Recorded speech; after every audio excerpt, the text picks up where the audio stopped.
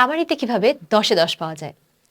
ইংরেজি ফার্স্ট পেপারে question answer করার সময় আমরা সবচেয়ে বেশি ডিফিকাল্টিস ফেস করি সামারি অ্যান্সার করার সময়, কারণ আমাদেরকে যে প্যাসেজটা দেওয়া থাকে সেটা থেকে আমরা আসলে গুছিয়ে সামারি লিখতে পারি না। আজকের এই 4টি ট্রিক্স ফলো করলেই তোমরা অনেক ইজিলি সামারিতে 10-এ 10 পেতে পারবে।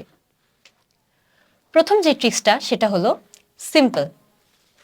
তোমাদেরকে যে প্যাসেজটা দেওয়া থাকে সেটা নর্মালি একটু বড় হয়, তো তোমরা যখন প্যাসেজটা পুরোটা পড়বা, দেন যখন তোমরা সামারি লেখা শুরু করবা, তোমাদের মাথায় রাখতে হবে যে তোমাদেরকে সামারিটা সিম্পল রাখতে হবে।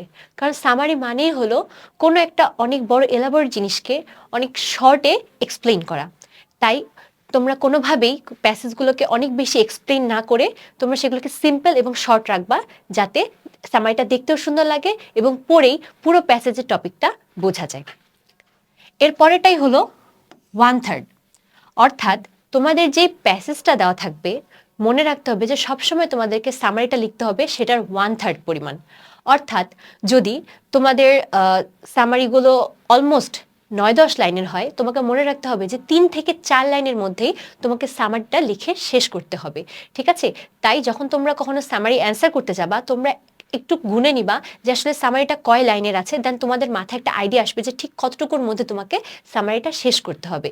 অলসো কখনোই সামারি 4 থেকে 5 লাইনের বেশি লিখতে যাবা না, বিকজ তখন সামারিটা আসলে আর সিম্পল থাকে না, সেটা অনেক বেশি এক্সপ্লেইনড হয়ে যায়, ডিটেইলড হয়ে যায়। আসলে এই ক্ষেত্রেই নাম্বারটা তখন কমে যায়। এর পরবর্তীটাই হচ্ছে নো পার্সোনাল ওপিনিয়ন। সামারিতে কখনোই ভুলেও তোমরা I think, I personally think, we think এই জিনিসগুলো লিখবে না।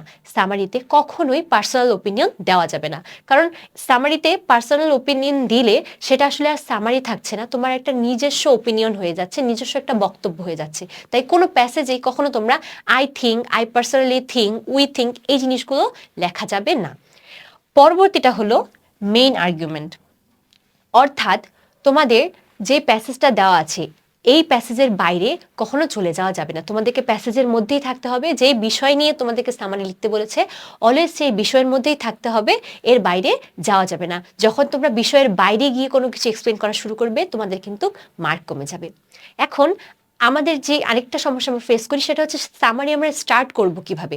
আমরা আসলে সামারিটার শুরুটা কখনো দিতে পারি না, কারণ আমরা মাঝে মাঝে টপিক বুঝতে পারলেও আমরা ভুলে যাই যে আসলে কিভাবে সামারিটা শুরু করব।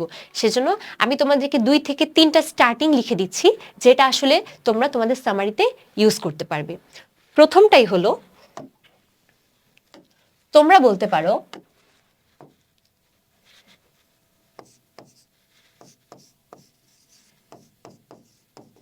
the text explains, but the text explains that ... যে বিষয়ে তোমাদের প্যাসেজটা এসেছে দেন তোমরা সেটা দিয়ে লিখতে পারবে। ঠিক আছে? আরেকটা যেটা তোমরা দিতে পারো সেটা হলো the passage explains, বা এক্সপ্লেইনের জায়গায় কিন্তু তোমরা ডিসকাসও লিখতে পারো। এই জিনিসগুলো দিয়ে শুরু করলে কিন্তু তোমাদের সামারিগুলো দেখতে অনেক সুন্দর হবে। অলসো তোমরা কিন্তু এক লাইনের মধ্যেই তোমরা তোমাদের কনক্লুশনগুলো লেখার ট্রাই করবা। এই ফলোইং ট্রিক্সগুলো যদি তোমরা দেখো বা ট্রাই করো, তাহলে কিন্তু তোমাদের সামারিগুলো অনেক সুন্দর হবে এবং তোমাদের কিন্তু 10-এ 10 তোমরা আশা করতে পারো। অলসো এই ফলোইং এই যে ট্রিক্সগুলো আছে এগুলো যদি তোমরা একটু দেখো, তাহলে কিন্তু তোমরা একটু চেষ্টা করতে পারো তোমাদের ফার্স্ট পেপারে যে চ্যাপ্টারগুলো আছে সেগুলো থেকে কিন্তু তোমরা চ্যাপ্টার ভিত্তিক সামারিগুলো নোট ডাউন করতে পারো, যেগুলো কিন্তু সচরাচর আমাদের পরীক্ষাগুলোতে দেখা যায়। তোমাদের যাদের আর্টসের টপিক ভিত্তিক বিভিন্ন সমস্যা আছে, তোমরা কিন্তু আমাদের এই আর্টস টাই ভিত্তিক একাডেমিক কোর্সে এনরোল করতে পারো। তোমরা আমাদের ডেমো ক্লাসগুলো দেখলেও কিন্তু আসলে বুঝতে পারবে যে আসলে আমাদের ক্লাসগুলো কেমন হয়, এবং বিস্তারিত জানলে তোমরা আমাদের কমেন্ট সেকশনে যাও। ধন্যবাদ সবাইকে।